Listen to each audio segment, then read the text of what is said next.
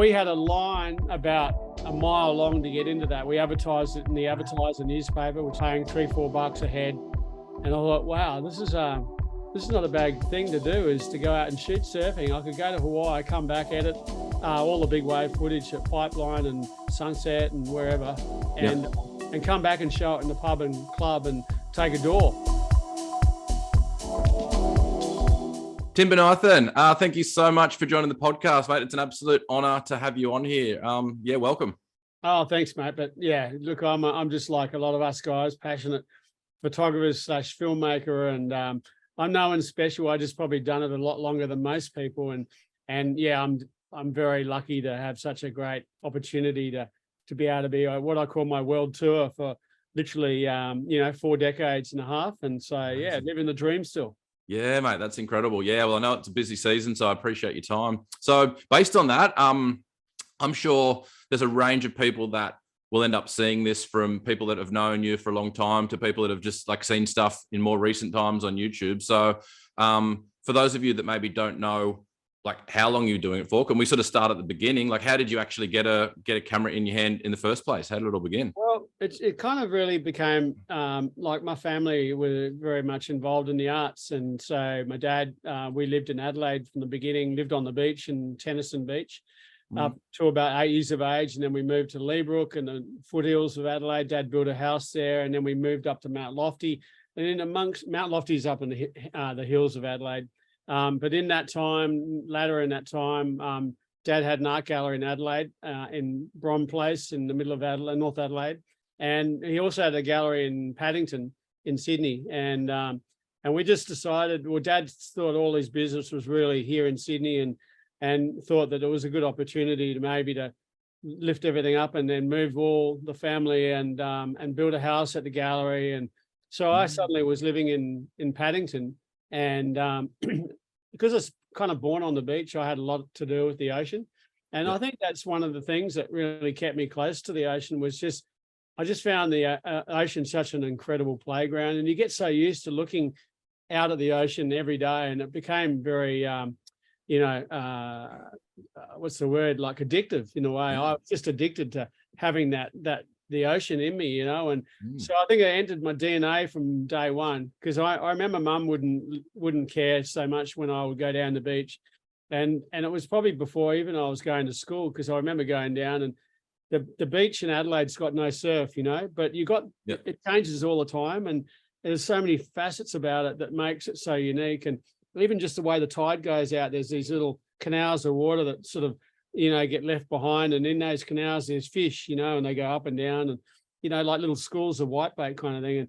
And I would get down there with a milk bottle and a piece of string and a bit of bread in the bottle, and throw the bottle out and just sit there waiting for the fish to enter the bottle. And you're kind of like, it was just all, whatever you could do with the ocean. And when we moved to Sydney, when I was probably about 12 years of age, and went to Cranbrook School in the city, it was like the opportunity of going back to the beach. And of course, when I would catch that bus to Bondi, I would be exposed to surf. And I was always seeing, I remember getting a book of surfing when I was, even before I left to Sydney, and I was fascinated in big waves and people on these boards, and I think once I went to Bondi and I saw what it was all about, and then at Cranbrook, where I was going with, I went to school with the Webbers. So, Monty Webber, Greg Webber, John, Ben, all those Webber guys, they were so involved in the ocean, and they had a relationship already up at Angary. And I thought, not only is this sport called surfing, but it was a lifestyle. It was kind of cool to be a surfer, and everyone had blonde hair, and it was like the uniqueness about it that really caught my my mind. And that was in the developing stage of being a kid and taking on a sport and a hobby. And so when I started to get into photography at school, because that's where it kind of really became something that I thought I could get involved in. I thought photography is kind of cool, and I remember I had a little Pentax camera, and I remember clearly, the quality of the images were really unique, and that, it was just the way photography was developing. And at that time, we were hanging out a lot with the John Laws's stepdaughters for the princess being John's wife, Caroline, which had 3 beautiful daughters, I think 3. And they all went to Askham. We were going to Cranbrook. And so we spent a lot of time with those girls, and they lived at Wallara. And so we go to John's place and hang out, and I remember it was such a big old house. It was right amongst all these embassies in the middle of Wallara. And I remember going past his office a lot, and I would have been only 15, 16, 15 probably. Yeah. And I saw this movie camera on the floor, and I just seen it there for quite a while, and I kind of stopped and I said to John, hey, that movie camera is sitting on the floor there. Is that, is there any chance I could borrow that if you don't use it? And he looked at me and he went, you know what, I don't use it, but if you promise me you put it to good use and collect something out of your career maybe with it, you're welcome to have it. And I went, oh, right. Okay, thanks, John. And really the beginning of where it started for me, because instead of going to Bondi to go surfing on my cool light, which I'd snapped about 5 of them in short, I could actually, I'd actually go down there with a movie camera, Super 8 movie camera. And at that time, Greg Webber was shaping with Shane Horan. Shane created a board company. Greg created a board company with both of them called Horan and Webber boards, surfboards. And I remember clearly Greg, the Webbers lived down at Rose Bay. And I remember those 2 guys busily, working together to create this board company and shaping company. And, for me, it was like after the cool lights, I was surfing surfboards from Ford's surf shop in Bondi Junction. So Ron Ford had a surf shop there. So I was getting really knitted up to what surfing was all about. I was exposed to people that were passionate about surfing, not only just as a sport, but as a business, shaping boards, And then I thought, with a movie camera, I could film Shane Horan down at Bondi. And as it started, I can remember, I've still got some of the footage of Shane surfing at Bondi on his single fin. This would have been 76, 77. Yeah. This is when it started for me. And then I was still very much into the idea of just shooting surfing, but I was discovering the idea of getting out of places like Bondi Beach and finding waves in unique places. And I remember that first trip up the coast with a friend. I know who he was, but he drove in his Subaru and we drove all the way up to the Gold Coast. And I remember stopping at Yamba and remember seeing the surf. And I wasn't really surfing, I don't know what I was doing, but I went on this kind of journey. And then going back to South Australia, because Mum and Dad moved back to Adelaide, Dad sold the gallery to John Singleton and they called that MSN9. It still exists today and they're still in that complex because Dad built this huge block of land and built the gallery in there. And in that land, there's a big courtyard where the sculptures were. And in that courtyard now is the Bonython Cafe. And John had a real close relationship with Dad. And Dad was a bit of a high flyer. He had a lot of things going on. Dad brought out literally every major jazz band in the world had, major artists. And so he was in the arts, bringing in all these major jazz bands until I told him to bring out a rock band. And Dad asked me to, what do you think about this guy called Chuck Berry? And I said, well, yeah, that could be all right. I was more into the Beatles and Rolling Stones and stuff, but Chuck Berry was a legend and he just had an album called My Ding-a-Ling. And that was a huge hit at the time. So he brought out Chuck Berry and made, he actually made more money on the Chuck Berry tour than he did with any other jazz band. But yeah, that's another story. And anyway, we went back to Adelaide. I, at that time, had finished school at Cranbrook. And then I was kind of on the road, became a DJ in Adelaide. But while I was a DJ and living the dream, basically I was making more money as a DJ. I was 18 years of age. I was just like working at the Princess Barclay Hotel in Hindley Street. And I worked as a DJ for 3 years. I was getting a percentage of the door. I was working for 2 crooks.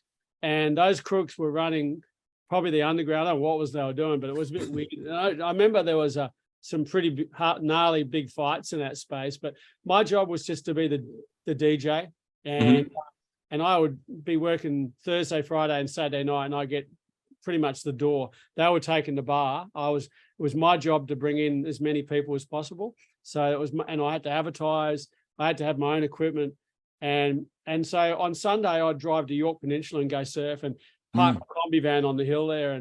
And in the meantime, I felt like with the movie camera, I was shooting, Pondy and Chinaman's Hat. And I was just really enjoying the opportunity of when I wasn't surfing, but to shoot some of these waves. Yep. And then my buddy, Mike Wallenberg, Wally, he suggested let's go to Hawaii. So in 1979, we went to Hawaii for the first time, and we stayed at a house up at it's just past the Turtle Bay. Anyway, there's a little township past the Turtle Bay, and so I was over there with my knee board because I became a knee boarder, and my movie camera, and so I started shooting surfing and just doing it for the fun. I had no idea I would be later on showing films in pubs and clubs. Yeah. Anyway, that was a great little trip, and I remember getting great footage of PT and MR at the World Cup at Haleiwa, and that space I was talking about was Kahuku. Anyway, so Hawaii became a bit of a playground for me to shoot surfing, and and then I would just go home and show the films to my friends, and then living in Adelaide still a DJ. There was a surf shop in Adelaide on the northern side. It's just out of town, called Topper Tap Surf Shop. And there's a guy there called Peter Victorson. Peter Victorson, Punk is his nickname, ran this really successful surf shop as you drive down the south coast. And I said, hey, Pete, why don't we, you sponsor me and I'll go and shoot the Surf About in Sydney. So that was 1981. And he said, well, and we worked out an arrangement. And I said, oh, hang on, there's the Bells event too. Maybe we could put some more, if you put some more money, I'll go to Bells. And this is in 1981. And that was really the first year that professional surfing and modern day surfing started, because everybody now had the opportunity to see what Simon Anson did at that Bells event. Yep. So I went to Bells, never been there in my life. I had the biggest Swell event there. Simon Anson brings out a board that was one up on Mark Richards' twin fin, which was ridden by a number of pro surfers at the time, including Tom Carroll. And so Simon brings out this board called a thruster, and that was the perfect board to have in 15-foot waves at Bells. Right, beautiful offshore winds and beautiful waves to surf, and with that physique, he's a big boy, Simon. He really made those waves look good. Well, I had my Super 8 there shooting this, and I didn't need a long lens. And I had what there was called a Canon 10-1.4, which was 10 times zoom, Super 8 cartridge, and living, shooting this event, and then I already had the Coke, and Simon Anderson beat Sean Thompson on that event. So I had these two events in a can, went back to Adelaide, edited all the footage, and these reels are like 2.5, 3 minutes long. And then you make it into a 400-foot reel, so you edit it together, and you have your projector, and you have a sound system with a cassette deck. So you put your soundtrack on the cassette deck, and you had your speakers, and then you run the film on a 4x3 screen. And then I was narrating the film, but we had a line about a mile long to get into that. We advertised it in the Advertiser newspaper, which is like the Sydney Morning Herald or the major newspaper at the time. And we had a line a mile long, paying $3-4 a head. And I thought, wow, this is not a bad thing to do, is to go out and shoot surfing. I could go to Hawaii, come back, edit all the big wave footage at Pipeline and Sunset and wherever, and come back and show it in the pub and club and take a door deal. And so really an industry was born, and it's been like that for me, because people wonder, how do I make my money? And it was really kind of like, well, putting bums on seats was the way to do it, and it was organic marketing, so posters on poles, advertising in the newspapers, in the magazines, get us, and get your sponsors. You need sponsors, so you needed to get Tracks or Surfing World, and they would give you free advertising in the magazine to have their name on your artwork and on the posters. We did. You can see a couple me here. This is this is what we've been doing literally since 1981, and ever since then, I would, and it was not just the one-off film, because when I started, there was no VHS, there was no DVD, and there was no, obviously, online. YouTube. Now, So back then, it was really about just promoting the films the normal way, like any movie would be promoted, as in the newspaper and an ad. But obviously, we had surfing magazines with the rage, back in the day. So you'd have a full page ad, in the mag, and then you would get it was just like posters on poles, flyers, and surf shops, and surf shops are also very, important to have on your support, because those they would have flyers in the shops. You would have posters in the shops and posters on poles, and there were the ways I promoted the films, and that's been pretty much everything I've done until now. I'm 64, and I'm not old. I'm still living the dream, loving what I'm doing. But I'm running. When you make a film and you put it out there on cable TV or online, you really need to spend 3 or 4 years to put that together, and that's what I've normally done, because I chase all these these locations, and then you ideally want just to show off the best of what you document. But I just find it's a lot more entertaining now to go out and shoot ship sterns or the right, or go to Tahiti, or Fiji, and come back and edit that Swell event down to a project, and put it on YouTube. And then luckily my wife's been doing it for a long time, because I never really believed into YouTube. It was all about putting films on the big screen. And I think YouTube's really for people that just want to sit home and not go to the movies and just want to watch surf porn, but it now, it's like the online world has just changed everything, and it just allows the world to see your film, not just, like when we did the last movie, The Big Wave Project 2, you're promoting it to the world, but there's only so many people can see it because it's on the big screen, and then and then it does go online somehow. We do get it out there on Vimeo and pay for view. You can do that, and that's the way to go. And I still think we have a long way to go. But right now, it's really about YouTube, and I'm enjoying that opportunity of shooting an event and then putting it straight out there. So how's that shift to because that's fascinating, and you've kind of been really handy and answered my first 7 questions which is incredible. It's a great story. It's a great story. So just while you're on that, how's YouTube shifted your, I guess, business model? Do you make YouTube ad revenue, or is the YouTube just for promotion of stuff? Or it's the biggest company, one of the biggest companies in the world. It's called Google, that pays you.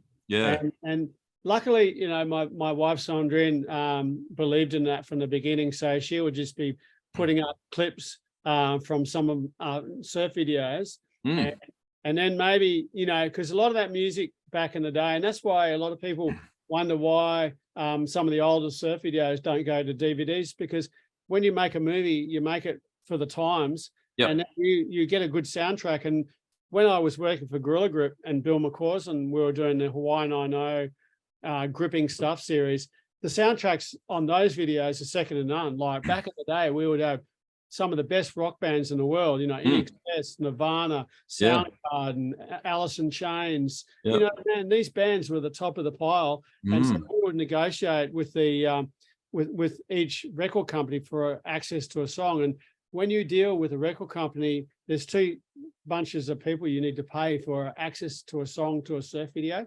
And that is the licensing, which is the record company that pays for the actual physical recording of the track, and then the publisher. So whoever wrote the song has a publishing deal, and so they both get paid. They both need to be paid for the access of the song. What that is called a favored nations arrangement. And a lot of the time we will be looking at $500 to $2,000 a song, favored nation. So you'd have to pay that twice.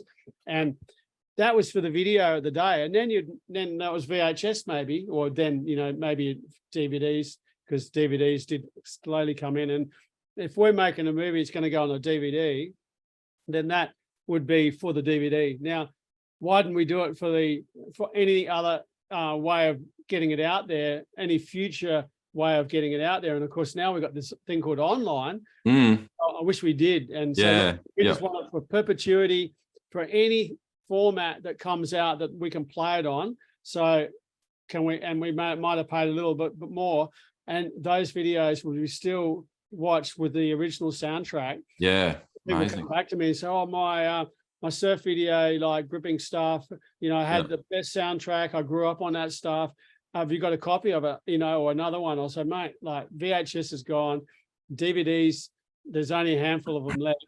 And the only thing I've got left is the digital masters. Now, if I'm to sell them out there online, then you really go back to the record companies and clear that music again. Yeah. Music out. And it's sacrilege to take a track out that these people would watch that film and remember that soundtrack.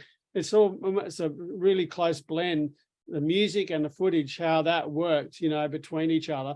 And they're the memories that are embedded in everybody's minds when they watch that film back in the 80s and 90s. Yeah. And they want to see that again and rekindle those memories they had back then. And it's a bit tough when people ask, and I can't really give them a good answer, like I'd like to be able to, but it's not so simple. And so, we're living in a new world now, and I always believe that we've got to keep adapting to the new world. The moment you start reminiscing too much and thinking about, oh, we used to be better back then, is the days that you start to get old, and I just don't have the time to get old, and and having a rest is only good when you're dead. So well, mate, I'm absolutely fascinated by that whole mindset. And just a quick one to take it back to when you were like starting. So say when you filmed the stuff at Bell's in 81, and then you started touring the movies around and stuff, like obviously there's a very entrepreneurial story in there, and it's fascinating. You mentioned the things about your dad, that he was an artist and then he was bringing bands out and everything. So was that something that was just always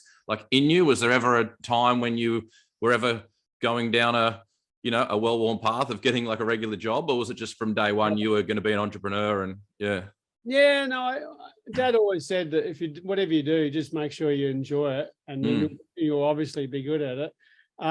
And it's a no-brainer, mate. Like I'm actually really surprised that what I've been doing, and that's been chasing the big wave thing. There's not many of us out there to just say, it's almost like if it's not 10 foot, I'm not even gonna worry about it. It needs to be big and gnarly, that really excites me. And I've always said that the ocean really is the star, and then the surfers are there if they're there to enhance it. But if they're not there, the ocean's still blowing up, and we need something to kind of compare the wave and how big it is and how round it might be by having a surfer on it, or a bodyboarder, a body surfer, all these. So I just enjoyed the opportunity of being free and traveling and meeting, some amazing people. And they called it the Dream Tour with the ASP days, and I've been on that Dream Tour for 45 years, and it's really it's true. I've had this really wonderful life. I feel really grateful in the lifestyle. It's never been easy, and it's never simple. So what we do is not just rock up and turn the camera on and shoot the wave. It takes a shitload of organizing, logistics. We just been down to SA, and what we needed to do to get in there and get out of there is like most people wouldn't bother with it, and it's not like getting off a plane and driving down the Cape Solander, and it's that you're there in 20 minutes and set up on the grass, and shoot the waves. I always make it. I don't want it to be difficult, but it just comes with really it's a lot of logistics to get to be exactly where you want to be, have everything running, have everything sorted, and that you're there to get that definitive moment and to immortalize that surfer that might catch the wave of his life. And you don't want to fuck up. You want to make sure that you need to be there. The camera's rolling, the batteries are charged, the card's plenty of space on your card. The focus, everything's going. And then you've got a driver. You need a driver, because I'm not running around big waves, swimming in the lineup. I find that swimming, I actually like to swim. In fact, I've got a housing getting organized right now for me to swim. And I just do it because I really enjoy the opportunity of being in the water with a camera. But when it's over 10 foot, there's a lot of water movement. Totally. Yeah. And the housing is big, so Yeah. you get hit by one of those with a big housing, it's going to be problematic. It could be life-threatening. And so you really want to have a good driver, and he understands what you're looking for. He wants number one priority is obviously keeping you safe.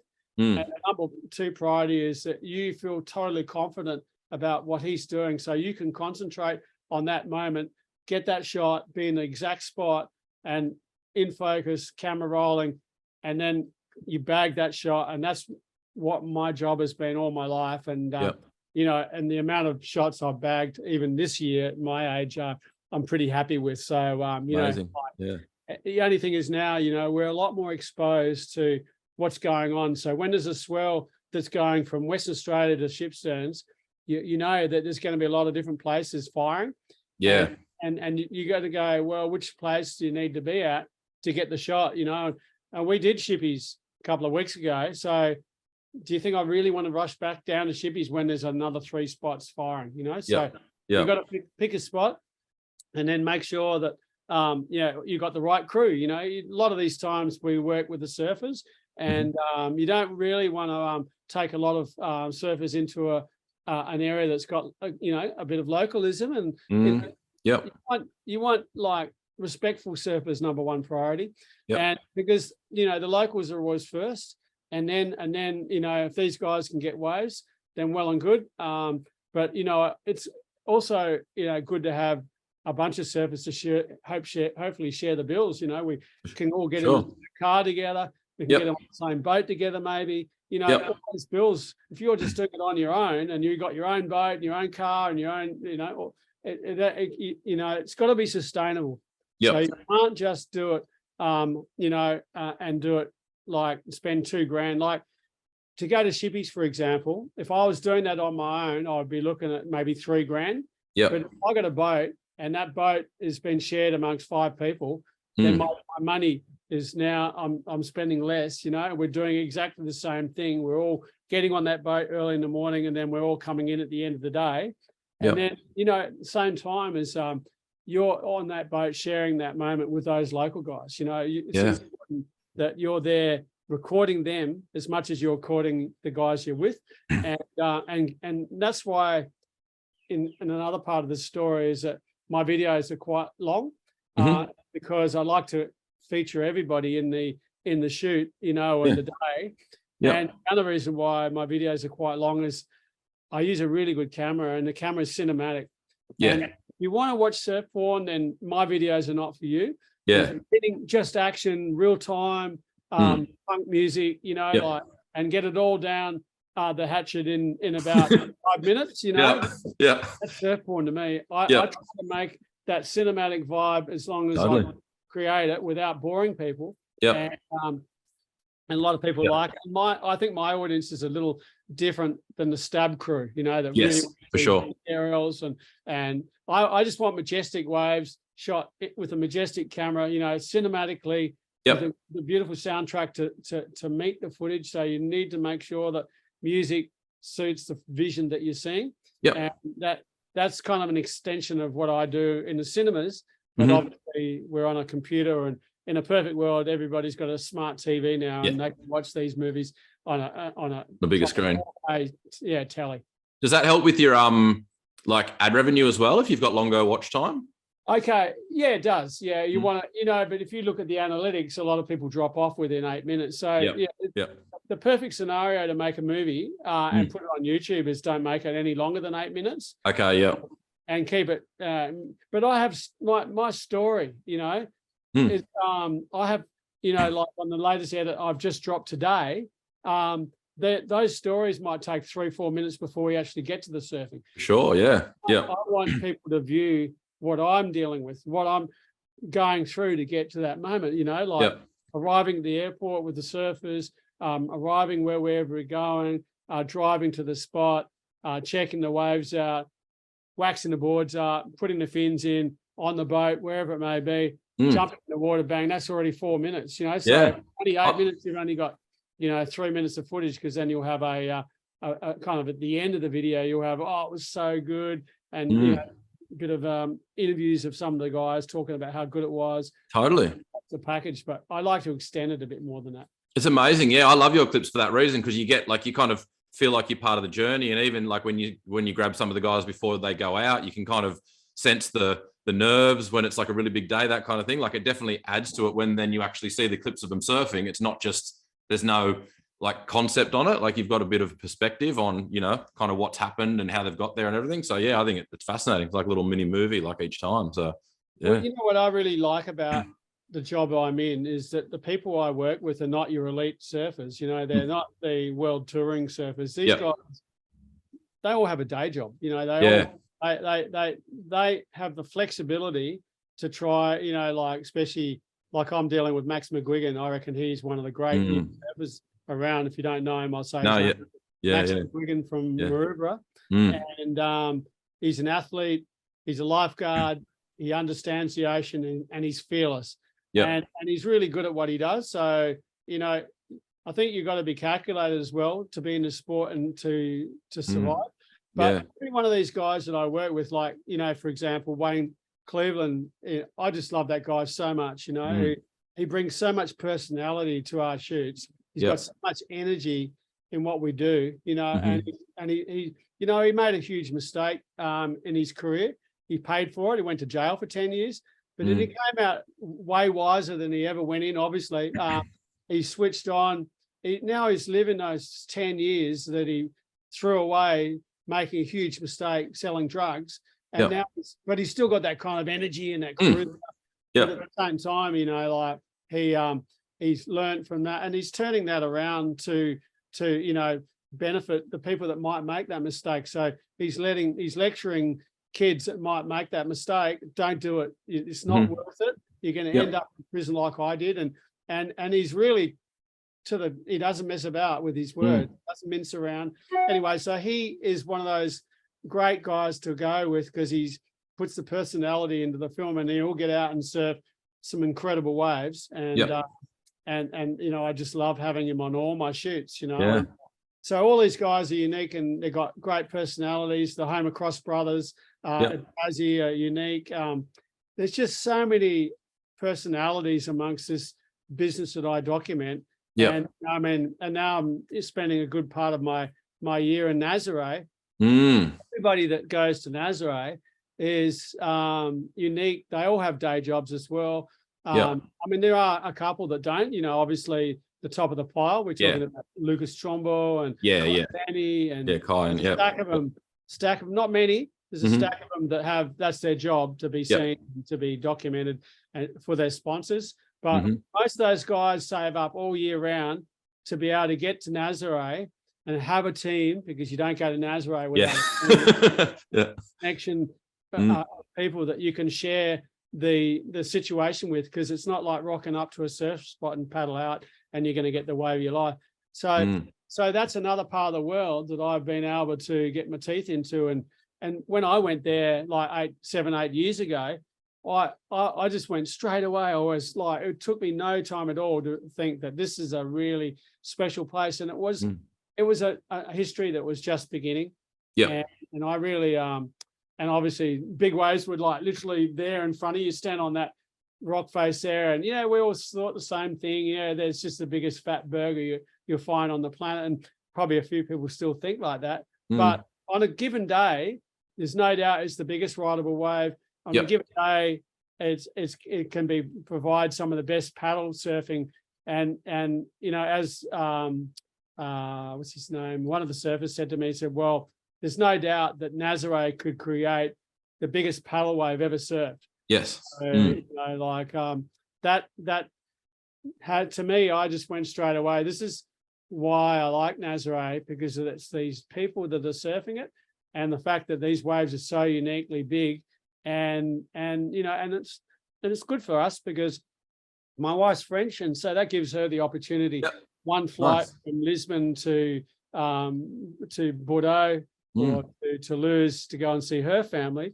And that's why, you know, I don't really want to be here in summer when it's stinking hot and the waves are offshore, sea breezes and stuff like that. I'd rather be in so I have an endless winter. Yep.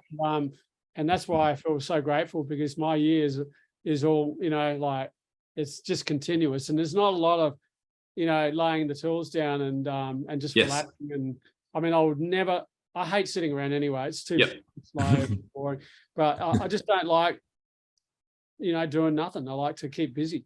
Yeah. So people understand like what you do now, like work-wise. So are you essentially, you're investing in yourself and the trip up front to go and get the footage for then to come back and I guess get a return from it like afterwards. So each time you're doing something, it's kind of you're investing in it and taking the opportunity. And well, YouTube, as I said, my wife was kind of facilitating that. I wasn't, and she's built that up with edits like Code Red and stuff like that have done like 8 million views. Yes. Yeah. That's the backbone. And so that's kind of a constant income, is it? That's always kind of trickling in. Yeah. Okay. Yeah. But then I'm adding on these videos almost weekly at the moment. And you don't get like big bucks from that, but you got to think of YouTube for the long term. If I was just starting now, I'd be going, fuck, I'm not going to do that. Like, it'll only start providing me revenue when I'm in my 90s, because I've spent 20 years on it, but luckily we have 56,000 subscribers. And so when you go into YouTube, you really got to consider 3 things. You got to get people to subscribe. You've got to get people to give you a like button, hit the like button, and please, you people watching, and most importantly, you've got to comment. You really want people to be part of that. They're the 3 things you've got to make people do. And when you look at the analytics of a video that might be 15 minutes long, most people, a good percentage, would have dropped off by 8 minutes in. And not many, considering we're getting anything from 20 to 100,000 views on one video over a 3 or 4 month period. Would leave a comment, and I don't know how many people will press the like button, but they're the things I try to, without making it too obvious, like you don't want to give us a thumbs up. But I think everybody understands what to do. But, I mean, like selling a movie online and, for pay-per-view, or selling it to a cable network, or taking it on the road is a lot more financially viable. But I'm still going to do the cinematic thing. I've still got a plan on that. And that's in the process right now. So, but right now I actually really enjoy going away to a location like I just did with Shippies, and we had 2 swells. So I'm making 2 videos. So we kind of discussed it with the boys, and said, one would be good. But then as soon as I do one and can press it, you're going to miss a lot of footage that, some of the guys would have liked to have seen. So I think more about the people that I work with than the than how many views I'm going to get. Amazing. Rather than doing one trip with one, I do 2. So when look at it, look at Nathan Florence is really good at what he does. It's doing. It's almost like we're good friends, and it's almost like annoying because we're at the same place, and he has a filmer, and he edits and all that. So Nathan Surse and does logistics, and Zord is his name. Zord it films it, does the vox pops, gets the sits next to Nathan, and then he'll shoot the action, and he'll go home and edit that, or go wherever they're staying on the road, and he'll pump it out 3-4 days later. But I like to spend time on it. I don't want to rush it out there, and sometimes it can go against you rushing a film out from a location for the locals reason. You don't want people to go, oh, that's the swell. That was the storm or the swell that was last week, and you kind of like, but it's sometimes hard too, because then you got Nathan's already going to have that video out. He's already done 2 videos on Shipsons. I haven't done one. I ran out of You're in. I've seen you on the boat in them, but yeah, I know. Well, so anyway, I just feel like if this video is going to be out forever, then I'd rather spend the time making a good video than rush it out and not really give it the time I would like to have done, So, but as I said, Nathan Surse and does the logistics, and I tell you what, logistics is very time consuming. And then Zord will shoot and edit it straight away. He'll have and he focuses on one person, whereas I focus on everybody, you know. Yeah, totally. Obviously he'll shoot whatever's going on in a session, and if there's a wipeout like there was of Wayne Cleveland's, which is featured. I haven't even looked at that edit yet, but I don't want to look, because I don't want to be influenced by. Well, that's true too. Yeah. So I kind of like, I will look at it eventually, but at the moment I just don't want to be. I just going to do it the way I see it, and then, you know, be not influenced. The same with like Jack McCoy. I mean, Jack's a totally different setup than me, but he'll make a really good film, and then I would start comparing myself to him. He's unique in what he does, and I haven't seen any of his movies, to be honest. So Jack and I respect Jack highly, and he is the greatest surf filmmaker this country's ever created, you know, like outside Albie Falzon. But like, I just want to do my own thing. I don't want to be influenced by anybody. I try to do it respectfully, and That's amazing. Do you feel like, I mean, you've answered the question in terms of the turnaround time, which is really cool, but do you feel like in this kind of, I guess, social media world, like, do you feel pressure to be at the Swells when they're there, knowing that, you know, when something happens, if they do, you know, if you do hear about it, people are probably going to be looking to you to find, you know what I mean? Like, one of those things that you're saying then with, say, like Nathan's vlogs, or like the This Is Living vlogs, like all those young guys that are making really good kind of almost mini movies in their vlogs. It also does, like, when I see like Nate drop a Shipsterns video, the next thing I'll do is like search your channel to find out, like, you know what I mean, like what, like, you've caught there. So kind of, they can play off each other in a sense of, they can, you know, people can look around for them. But do you feel that pressure that when there's something like that you want to be there to I've missed a lot of good Swells, you know, there's no doubt. But you kind of, once you see what you're missing and you go on Surfline or any of the websites, you suddenly, you know, you see the images and you start kicking yourself. And you know straight away, because they're on social media now. During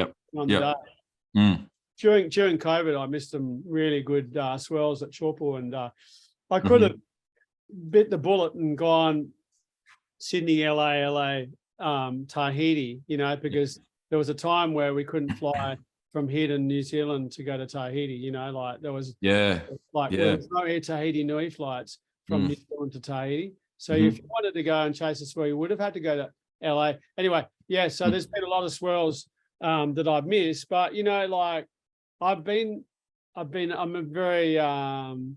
too passionate, and sometimes it takes me weeks to miss a swell. Like, for example, I went over to an island called Madeira in the Atlantic, and I was there with a bunch of guys. They invited me along to shoot this right-hander, which is really good.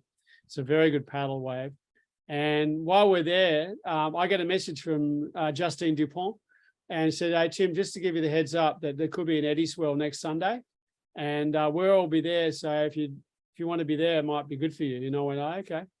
And then I got another message from, who was it? Oh man, I can't think right off the top of my head. But yeah, the word was, from Tucker Wooding. He's a drone guy. I'm heading to Hawaii, and Surfline have asked me to do some drone work for a possible eddy swell next Sunday. And this is really starting to create momentum here. People are starting to think there's an eddy swell. And I was like, there was a swell a week before or 2 weeks before. And I remember like Nick Van Roop was traveling backwards and forwards from Portugal back to Hawaii because they would call the event off. And so he would go there, and then we're not running it now. And thank God for that. And then this one was legitimate. It was like they really thought it was going to run. And I remember the interview on the beach, seeing that on social media of Clyde Alcal saying, "Yeah, no, we're going to run this event. This is definitely on. Everyone's coming." And I went, "Oh, man." And so I made some phone calls, and I rang my travel agent actually in Mona Vale, Nathan Press. And I said, "What's it going to cost me to get from Lisbon to Hawaii and then via Los Angeles?" Because I was looking also at Mavericks, right? Even they went to Cortez Bank, you know, Bill organized all the surfers to go to the Cortez Bank, which I could have done as well if I was on, because they needed to, like I was working for the 100-foot wave, and they Yeah. wanted, Okay. they Okay. wanted Yep. another cameraman to shoot from the water, and I would have been able to do that. Yep. Anyway, he said $3,700 will see you to get that, and you'll get there a day before. Friends went on a different flight, and they got there the night before the Swell, and I thought, man, if I get there the day before, it'd be okay. But I would have to leave Madeira now, basically pack all my shit up, get the first flight back to Lisbon, drive from Lisbon back to my pad in Nazaré, grab all my stuff for sitting in the water with a water housing, right? And then fly out at 3 a.m. or something like that the next morning. So I was just daunting in itself. And then you had this travel to go from one side of the planet to the other. And I'd done that before, but not in a major rush. This was a rush, this was going to be done. But anyway, it ended up being that a lot of guys did go, and some of them, equipment didn't arrive or boards didn't arrive, and there was a few issues, but I would have got there in time for the Eddie. But then I didn't know where I was going to shoot from, because I knew that when you want to be at a place for the Eddie, you need to know where you're going to shooting from, shooting, and you need to know how you're going to get into that space, because it's like going to a rock festival. It's just like it's crazy people, amount of people, cars everywhere, people in the dark, trying to find a vantage spot. It's the biggest free show on the planet, crazy. And I didn't really, normally I shoot off the front yard in front of the takeoff zone at the Eddie, right? When Waimea is 30 foot, you want to get in front. I like that front on angle. I knew the people that own the place, and I haven't been there for like 4 years. And I knew the gatekeeper, John Bain, who died of cancer. So he doesn't live there anymore. I don't know if these people still own the place. Anyway, so I didn't go. And then I started seeing everything I was missing. And then the plan was, if I did go, I would be on that night of the Eddie, go to the airport and then shoot Piahi the next day, which actually was way too windy. But and it was really like 3 weeks. And I also had another job I could have done on that trip. And so anyway, I was pulling my hair out that I missed going there. And I was like, and at the meantime, I always find that when Piahi's, when Nazare's not so great, like Hawaii's on it off its, it's cooking. And I got a strong feeling, and I even talking to Nathan, that Hawaii is going to be cooking this year. We might even see another Eddie with the El Nino coming back, So, and strong El Ninos. So I'm sure I'm going to be pulling out a lot more hair going being in Piahi, and as I've been in Nazaré and wanting to be in Hawaii, I'm sure. So you were saying you were doing some work on 100-foot waves. So you still do some jobs like that, or is that a bit of a rarity? Or no, I was working for it the last 2 years. Well, last year, and then there was a year that I couldn't make it because the government wouldn't let me leave the country.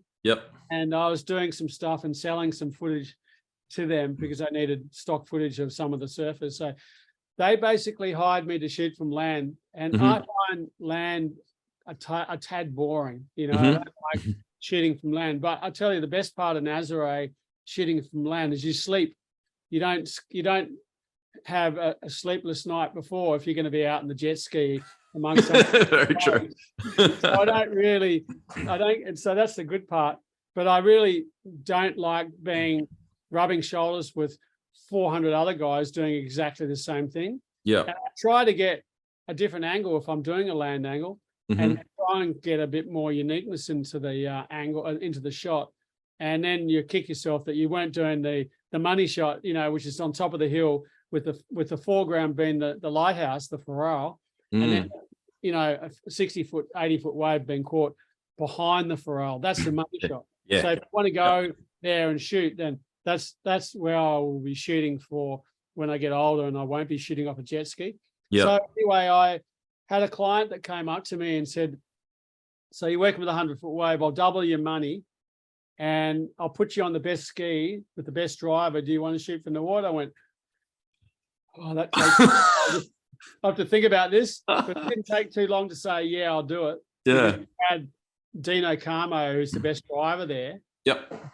Dino, you know, and I've learned a lot about drivers and people putting me in the perfect spot and really, you know, comfortable putting you in the spot because they understand the ocean and how it works. And it could be anywhere. You don't need to be. I think most people that have a fair understanding of the ocean and what you can see over the next wave, you know, you're either safe or you're not. You're gonna have to move out. Yep. And I find that the people that don't have a lot of ocean knowledge are more tending to race out thinking they're in a bad space. Yep. You know, with Dino, he's got the best ski. He can't, you know, it costs a lot of money, eh? So, but I'm not paying it. So I was excited to have this opportunity shooting these really amazing water angles. And if you go to my YouTube channel, the main edit on the top page is Nazare Bombs Part 2. Yep. And some of the biggest waves I've ever filmed in my life from the water.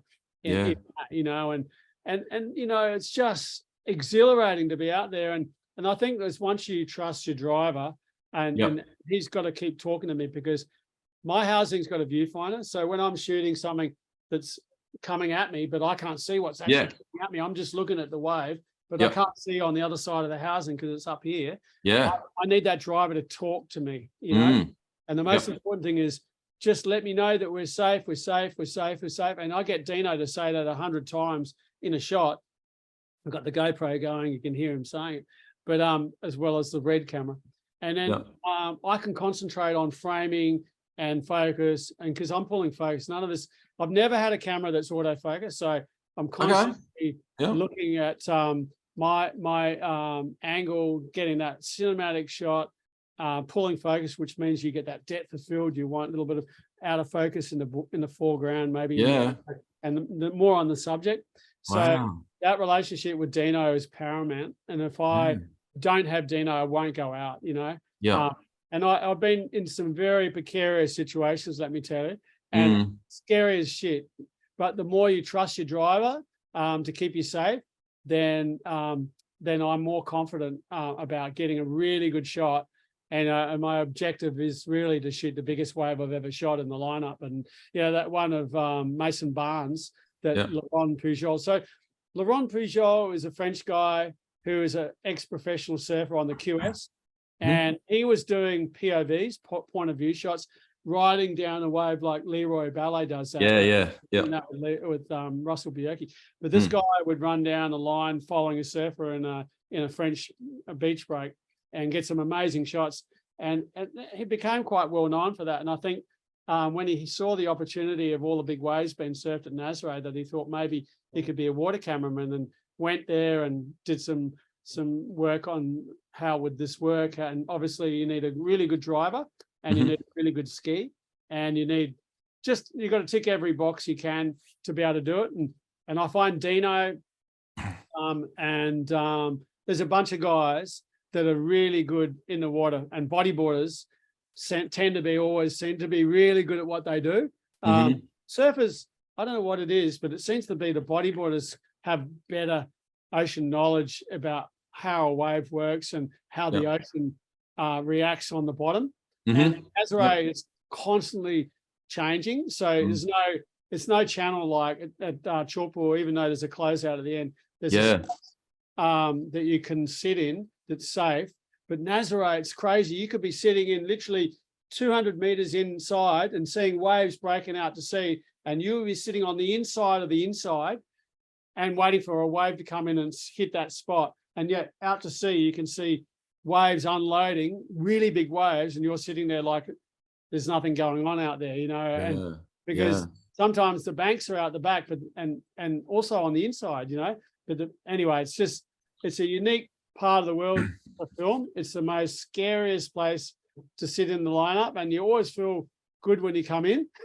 Is it possible to even put that feeling, like I imagine a lot of people have seen footage of Nazare now, like can you actually put into words that feeling of being like next to that much power? And like, you remember like the first time you went out when it was really big or anything? Is it just? Um, it- well, you're always on edge. You're always looking Yeah. at the shoulder, and yeah, I don't know. It's hard to put yourself in that feeling because there was a couple of times where I've fallen off the ski 4 times there, and Wow. and never been hit by a wave. I've been able to get back on the jet ski or on the sled normally because there's Yep. always a sled behind the ski, and you crawl up on the sled and you get out of there before the next wave comes.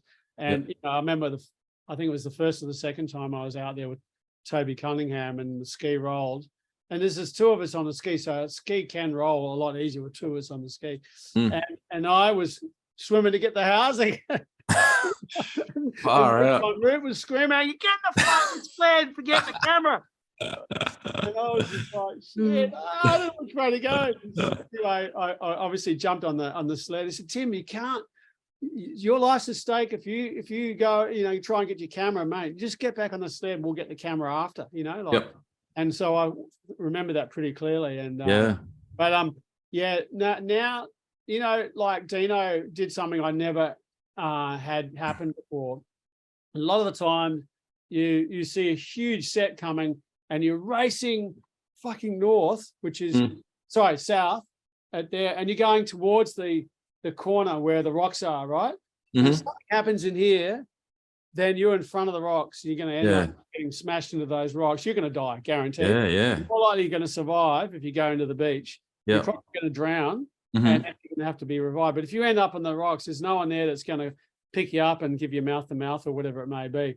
And we did have that death of Marcio earlier this year.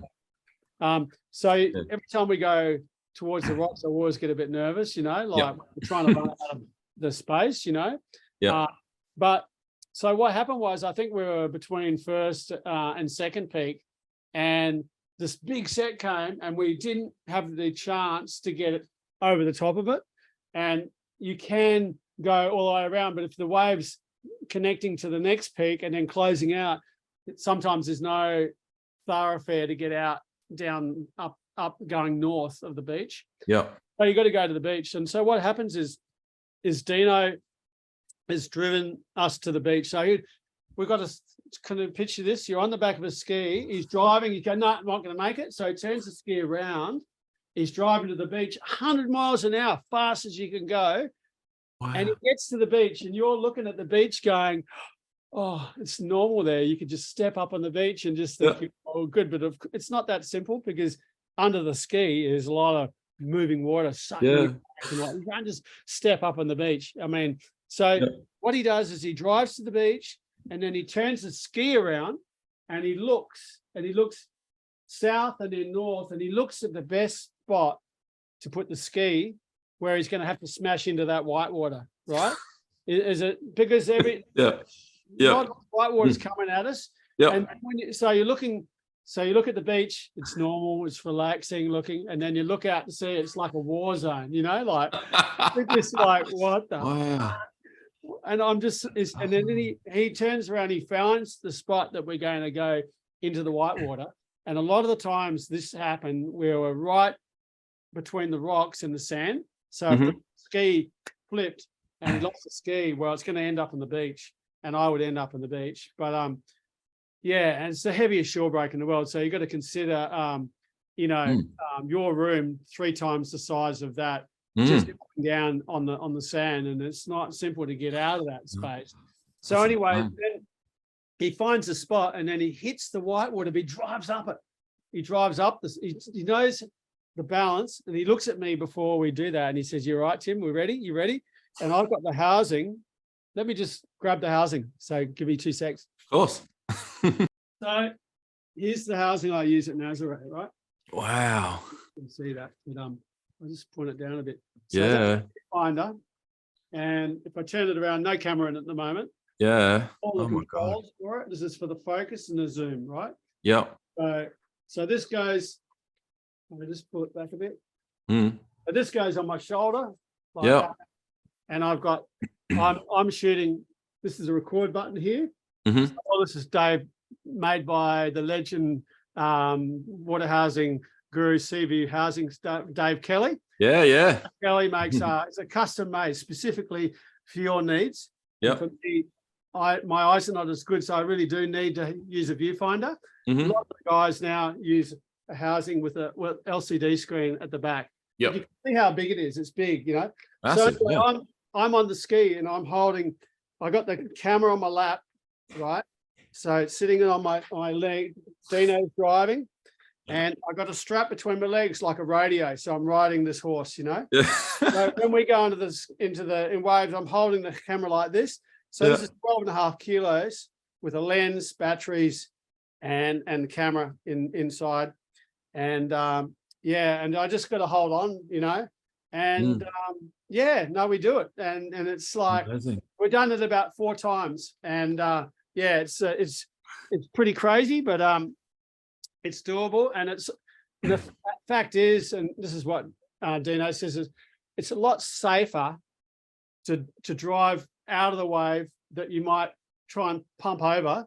Yep. And then what we do now is to go to the beach and then we're driving into the whitewater. And the crazy part is that it happens so quickly. So when you get caught inside, then you're darting around to get in out of the way, and then we're heading to the beach, and then we do a U-turn at the beach, and then we start heading back out to sea.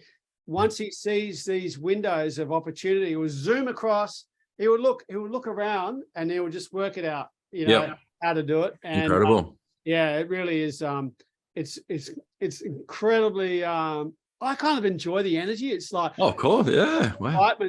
Like I've seen like the 60-foot waves breaking right above me, and we're racing past it, and I'm like loving it. It's just because at least I know I'm not going to die there and then, but I'm actually looking up, watching a fucking huge wave unload. Incredible, yeah. That kind of adrenaline and that excitement. I'm not even shooting. I'm just taking it in. I'm not.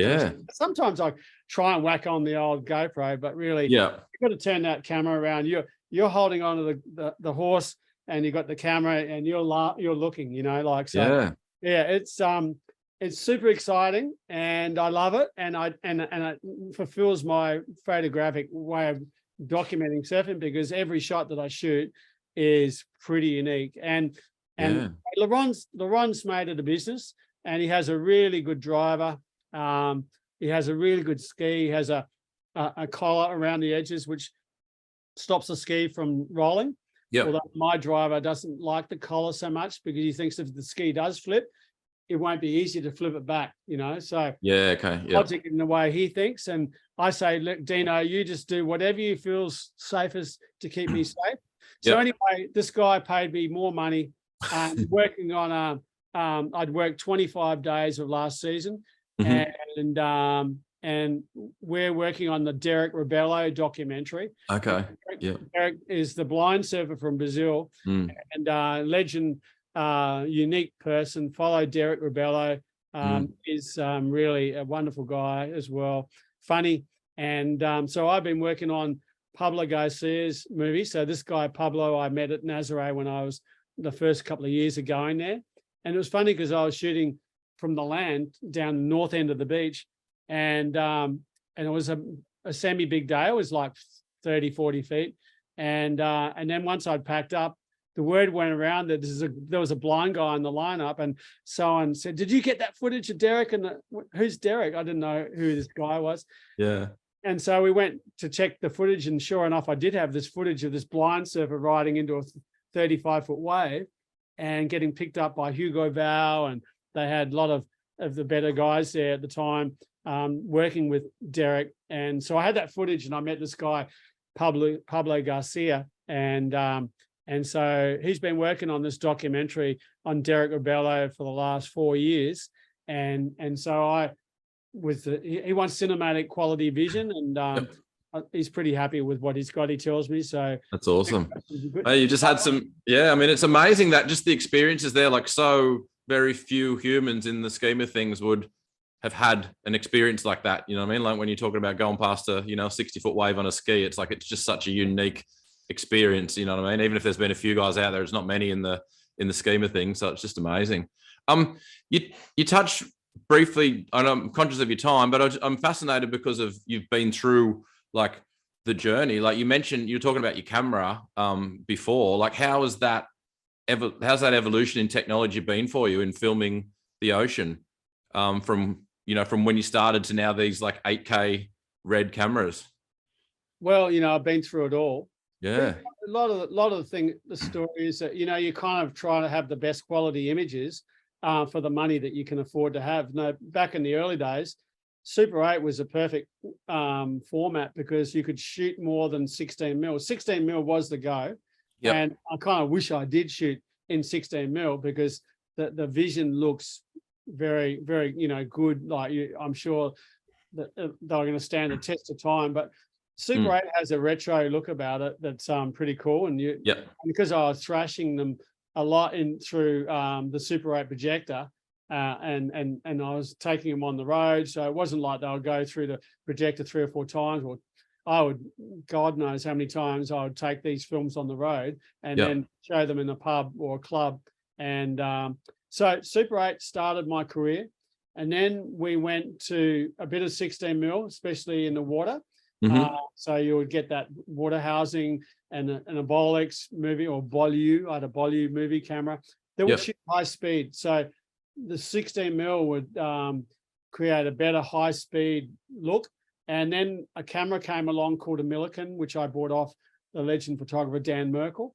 And a bunch of movie cameras. And these are military technical cameras that they'd put into shoot high speed moments of action. So you would have them in planes and stuff like that in action, So these were metal boxes that would shoot 200 frames a second. And even to this day, my camera shoots 160 frames a second. 6K. If I want to shoot 4K, it's 240 frames. So the cameras are certainly developed in high frame rate in the digital era. But back then, Millikan movie cameras were the best cameras to have, and you would put a 200-foot reel in that camera, and you put that camera in a housing, like Chris Bryan did from the beginning, and then you would get that cinematic, high-speed quality image, and it obviously has a look about itself that was kind of cool, but it was definitely better than Super 8. Super 8 was never really a high-speed setup. I think you can get about 64 frames a second on the Bolex, on a Bolue Super 8. And there was a few of us that had those Bolue Super 8s back in the early days. Steve Spalding had that. Brian Bleak was working for Quicksilver. Pico from Rip Curl. Super 8 was the way of the world. And the thing about Super 8 that made it kind of cool was that they came in cartridges, right?